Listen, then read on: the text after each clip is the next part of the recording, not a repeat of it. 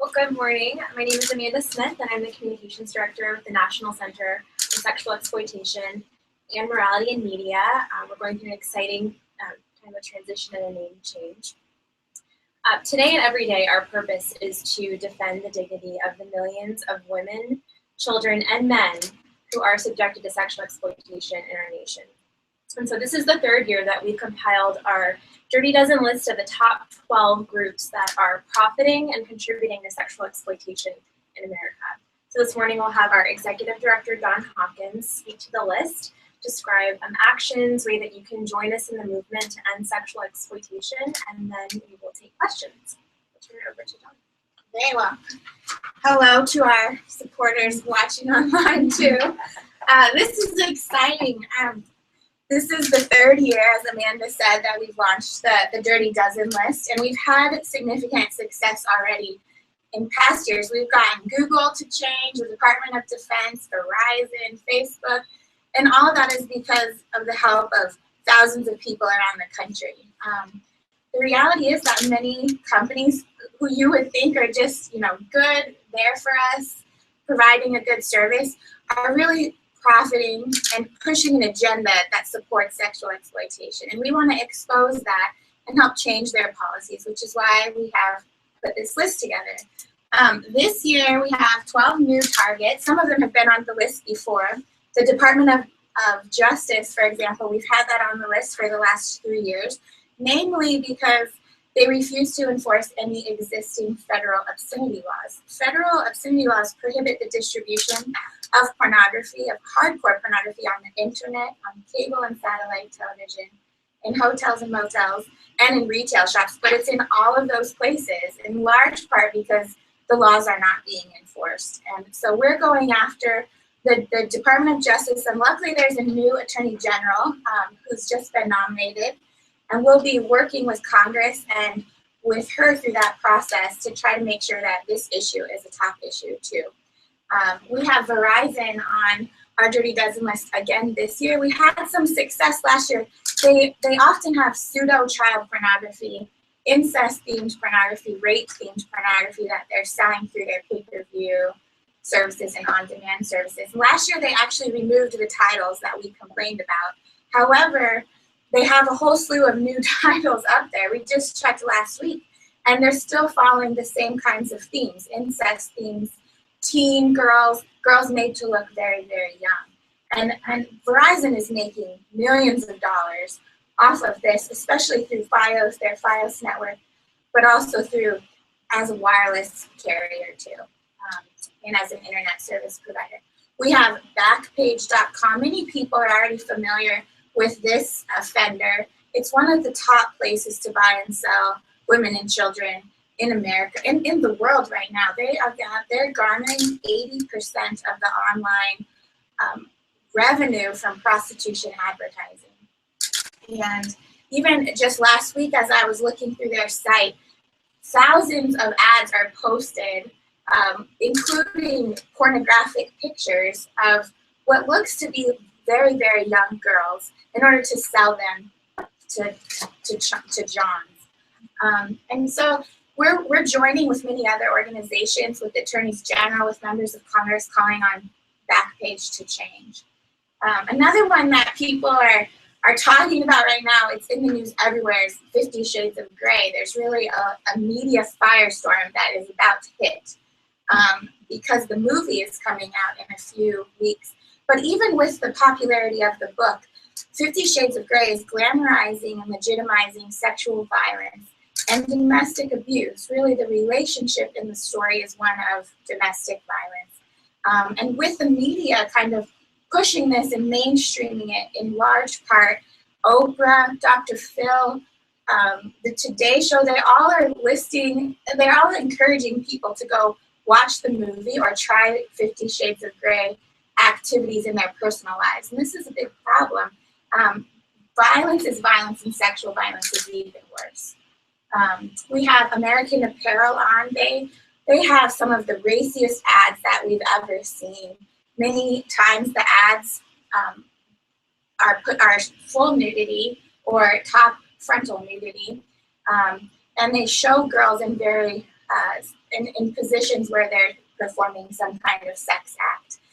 We're pretty sure American Apparel is up for a change this year. We wanted to keep them on, to keep the pressure on. We need help from the public. They have a new CEO and a brand new board of directors, and in large part because of the sexually exploited culture of the company, this change has come about. So we expect changes, but we need help from the public and our supporters, other organizations, to continue to push them in that direction.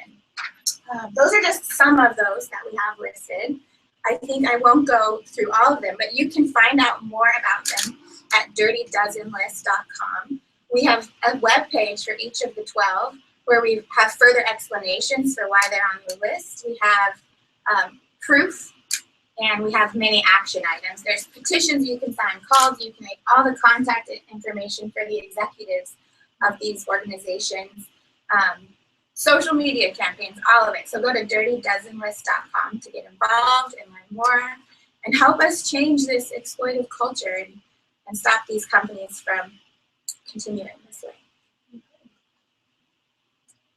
Thank you, Dawn. Thank you for those of you who are here with us in person and for all of our supporters online, the press. We're excited about the change that can happen if all of us work together in this movement. And now we'll open it up for questions to Dawn.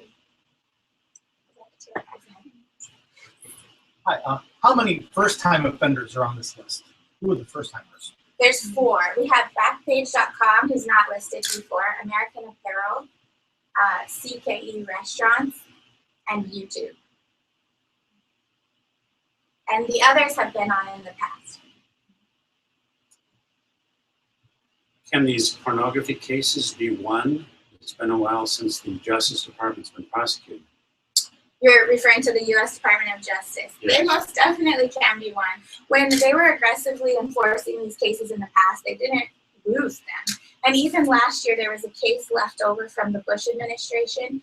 They prosecuted a hardcore pornographer, Ira Isaacs, right in Los Angeles. So if we can win cases in Los Angeles, we can certainly win cases elsewhere in the United States. So what specifically do these organizations need to do to get off of the list? So the question is, how do they get off of the list? We want to see that they're moving in the direction of changing policies.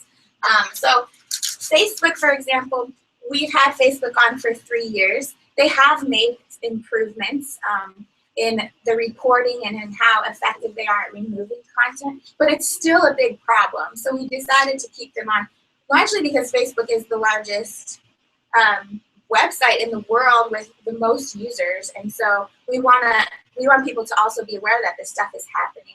But we're looking at that for these companies or these offenders to change their policies and to start improving. And when we see that, we'll remove them. Would you say that most of these organizations are willing to cooperate with you and make efforts towards reducing the sexual exploitation? So are most of these organizations willing to work with us? The answer is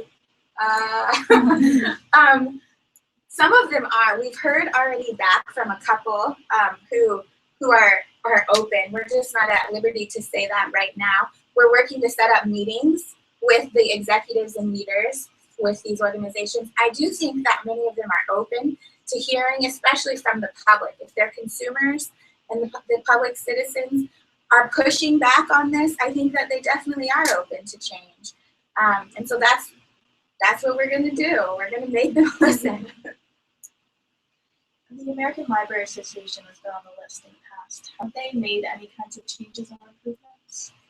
The American Library Association, have they made any changes or improvements? The answer to that is no.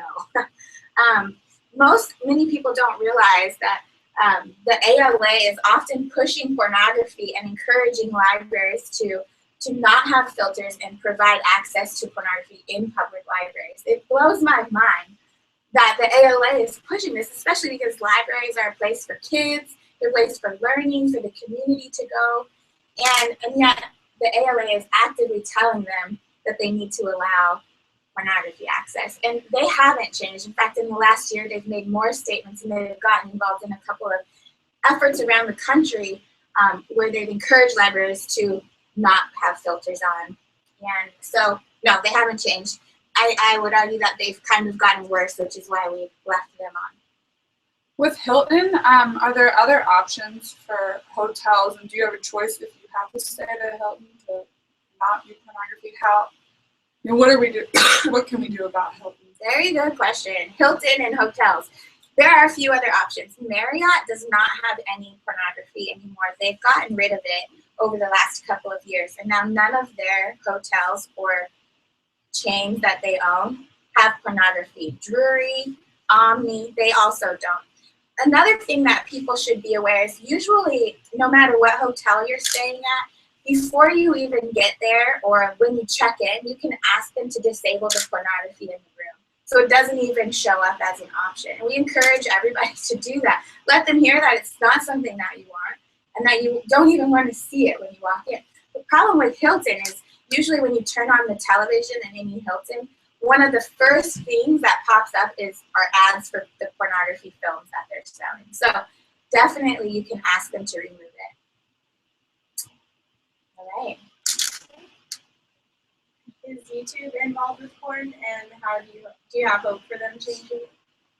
I do have hope that YouTube can change, mostly because we've seen a pattern of changing with Google over the last year and a half. We've had different areas of Google on our Dirty Dozen list over the last 2 years, and Google removed ads from their any pornographic ads and ads that linked to explicit websites, which was a very big change for them. They also removed any apps in Google Play that are sexually explicit or that have nudity in it.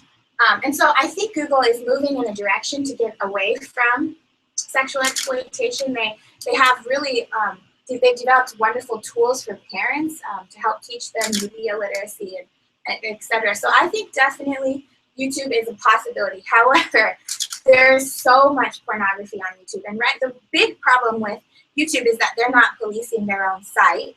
The users are forced to police it. And the user who wants to report the content has to actually watch the content and give YouTube the actual timestamp and explain to them what they're seeing. So YouTube is just full of it. And so because of that reason, we have them on the list. But I do have hope that Google will change. How prevalent is Sex Week on campuses? Is that increasing or decreasing? It's increasing. I can't even keep track right now of all the universities. When we started keeping track about 2 years ago, there were only 13 college campuses that had a sex week. But they were like Harvard, Brown, the University of Chicago. And now more and more colleges are having it. The problem with Sex Week on college campuses is that in all of the weeks that we've been able to identify, they're hosting events where they're showing people how to engage in torture sex or BDSM. They are bringing in pornographers and sex toy experts for demonstrations. They're teaching people how to engage in anal sex and other very risky behaviors. And so the problem is that at the same time we're seeing sex weeks increase and the type of events on the campuses become even more deviant, sexual assault is on the rise at these universities too. So, what plans do you have for Cosmo? I mean, it's a magazine sold in every store. What are you going to do? The thing is, people who aren't reading Cosmo think it's just a nice women's magazine with fashion tips and makeup, but in reality, it's a porn magazine, just like Playboy or Hustler is. When you look and you read the inside of it, especially in the last couple of years, Cosmopolitan is pushing things like group sex, anal sex, one-night stands. They're telling people how to use like sex toys, how to engage in torture sex, BDSM as others call it.